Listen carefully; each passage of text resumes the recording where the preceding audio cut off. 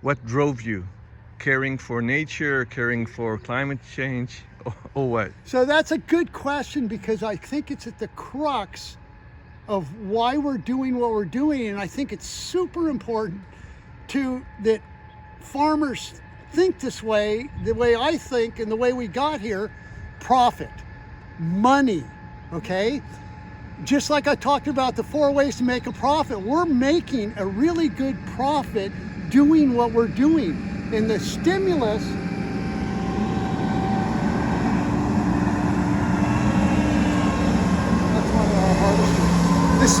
was as time was going on, and I'm spending more money on chemicals and this and that, and finding other ways to get it done naturally. That was great, but like my son and I joke, we want to make money, and if the side benefit is we save the earth, that's great. But by using thoughtful, regenerative practices of respecting and appreciating all that nature can do, it's doing the work for you. Okay? It's like I don't kid myself thinking I know more than nature. You know, nature's always, the more time goes on, the more I realize nature's trying to seek a balance. And that's why that's the manipulative versus minimalist. If you can step back and trust it and just be careful with the soil and consider all those things that are involved, you know, how you till, when you till, your plants, all those little things, without trying to force your way on the natural flow, you're going to have healthy plants. Yeah. That's it. And the healthy plants generate good money, right? And you're running, so you're not spending a bunch of money on chemicals. You're using less energy. Your work environment for your employees is great. Everything's positive. And every year, one question every farmer should ask themselves, and I don't think they do, is your farm land better this year than last year? And is better last year than the year before? And if it's not, why not? Because you have the ability to have it go in that pattern. And so that's making you money every year. Every year your soil gets better.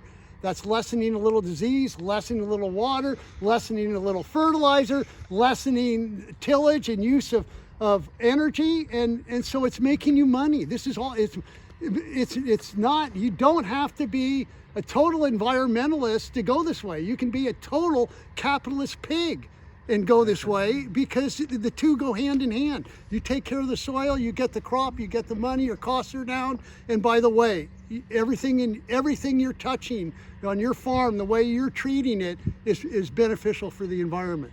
And can you look at your farm and go, everything I'm doing is positive?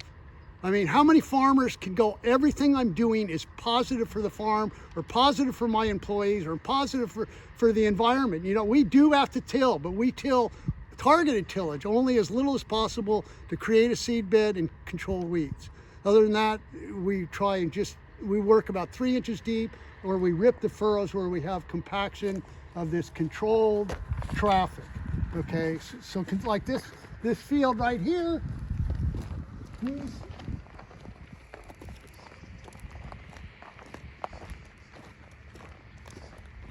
so the terms are beds and furrows, okay? So the bed, top, right? And then there's the furrows, okay? So everything we do with all, like this piece of equipment right here. That's for 3 5-foot beds, yeah. Okay? So controlled traffic, like this field, has not had the weight of a tractor tire on anything for the last 12 years, except for in those furrows. Okay, yeah. So you get compaction there. So you go in and we loosen that up. That tightens up. We might have 7, 8 passes in a year, or the harvesting equipment might be on it. So we'll run deep and we'll loosen that up, maybe 18 inches or something. But that's the other thing that's amazing, is even that doesn't get compacted that bad. Yeah. But anyway, the rest of it, that's what controlled traffic is. The rest of it's left alone. You're right, the top of the bed. So we till the top of the bed 3 inches or so, but then just think of how much area you have that is sitting undisturbed. So no, it's not no-till, but it's pretty close, where a lot of area, 1, it isn't disturbed, and 2, it isn't pressed down on. Yeah. That makes a difference. Did you have to build or modify machinery? Oh yeah. Like this right here, we designed it ourselves. Okay, this is, it's a long story, but one of the problems that people don't want to deal with the key for the farm is soil health, and the soil health is coming from 1, live roots, and 2, biomass, or whatever it's coming from. So if you can, one of the problems coming into the fall, the spring, is sometimes we'll have cover crops sometimes 7 feet tall. And the tractor comes along and it steps on 7 feet tall stuff and presses it down into the furrow. And then it's really hard. You've got this long, tangly stuff that you're trying to make a seedbed plant, and it's blocking water, and you can't run water. So what do you do about that? So we designed this that you put in front of a tractor, and you can see those dangling fingers or tines, Yeah.